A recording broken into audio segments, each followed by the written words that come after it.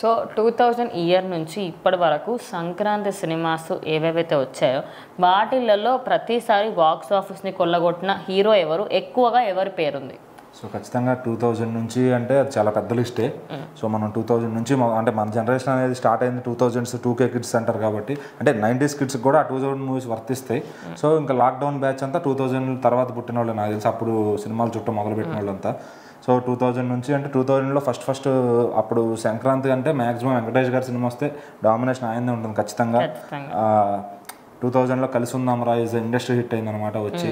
అలాగే అంటే వచ్చిన కాంపిటీషన్లో వచ్చిన సినిమాలతో 2000కి అది పెద్ద హిట్ అయింది. అంతకు ముందు ఉన్న ఎగ్జిస్టెడ్ రికార్డ్స్ అన్ని కూడా లేపేసింది అది ఒక ఫ్యామిలీ మూవీతోనే. తర్వాత దాన్ని కొట్టడానికి వెంటనే 2001లో బాలేబాబు నరసింహనాయుడు దింపారనమాట. సో అట్లానే మళ్ళీ 2002కి వచ్చేసరికి తరుణ్ గారిది అదే నువ్వు లేక నేను లేను అనే మూవీ ఒకటి ఉంది. అది ఫ్యామిలీస్, అంటే సంక్రాంతి అంటే ఫ్యామిలీస్ బేసిక్గా. సో అట్లా లాగిందనమాట. ఇంకా 2003 సంథింగ్ నాకు అంత ఐడియా లేదు. ఓవరాల్గా ఎక్కువ ఎవరికి వచ్చి ఉంటుంది అనుకోవచ్చు, ఎక్కువ తక్కువ ఏం లేదు. ఒక్కొక్కసారి ఇప్పుడు ఒక్కొక్క సినిమాని బట్టి ఒక్కొక్క ఇది బట్టి ఉంటుంది.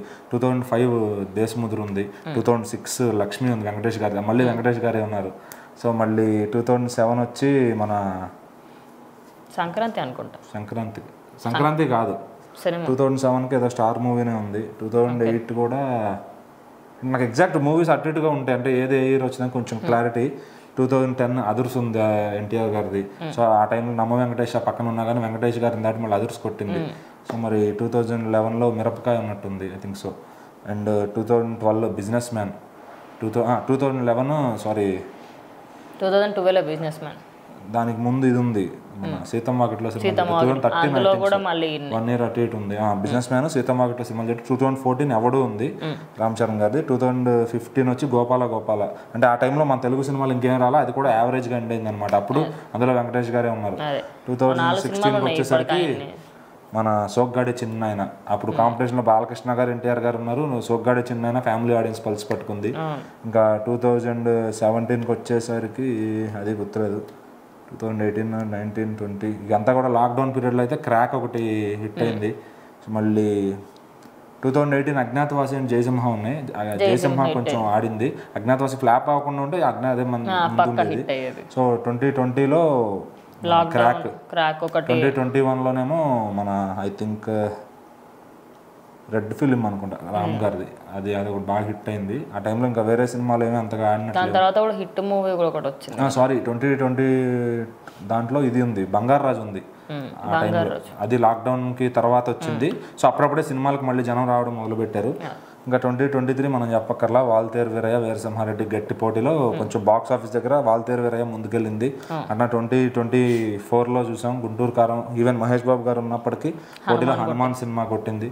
సో ఇలా ఎక్కువ శాతం అయితే మనం చూసుకుంటే వెంకటేష్ గారి సినిమా ఉంటే ఆయన డామినెన్స్ ఎక్కువ ఉంటుంది. ఒకవేళ అంటే ఆయన సినిమా ఫ్లాప్ అయినా కూడా ఒక సెక్టార్ ఆఫ్ ఆడియన్స్ వెళ్తారు అనే ఒక ఇది ఉంది. సో మరి 2019 కూడా మనం మిస్ చేసాం, అది వెంకటేష్ గారే. అప్పుడు వీళ్ళ ముగ్గురే వచ్చారు పోటీకి, వినయ విజయరామ, ఎన్టీఆర్ కథానాయకుడు ఇన్ F2. సో మళ్ళీ 6 ఏళ్ల తర్వాత వీళ్ళు ముగ్గురు మళ్ళీ పోటీకి రాబోతున్నారు. ఇప్పుడు కూడా కొంచెం భయంగానే ఉంది అందరికీ కూడా. మళ్ళీ ఎక్కడ వెంకటేష్ అంటే వీళ్ళిద్దరికి మాస్ ఫ్యాన్ బేస్ అనేది కొంచెం ఎక్కువ ఉంటుంది కంపేర్ టు వెంకటేష్ గారు. ఆయన ఫ్యామిలీ ఫ్యాన్ బేస్, అది బాగున్నా బాగోపోయినా వెళ్ళి ఏడ్ చేస్తారు వెంకటేష్ గారి సినిమాకి, నవ్వుతారు, అన్ని ఎమోషన్స్ ఉంటాయి ఫ్యామిలీస్కి. సో మరి ఈసారి ఎవరు కొడతారు అంటే గేమ్ చేంజర్ వచ్చేసి అది పాన్ ఇండియా మూవీ, రీజనల్గా వీళ్ళిద్దరికీ పోటీ. సో ఎటు చూసినా ఏపీటీఎస్లో మటుకి ఎవరు హిట్ కొడతారు అనేది ఖచ్చితంగా చూడాలి. సో మరి వెంకటేష్ గారు స్టెప్ హెడ్ ఉండొచ్చేమో, చెప్పలేము ఏది ఆడుతుంది ఏంటి అనేది.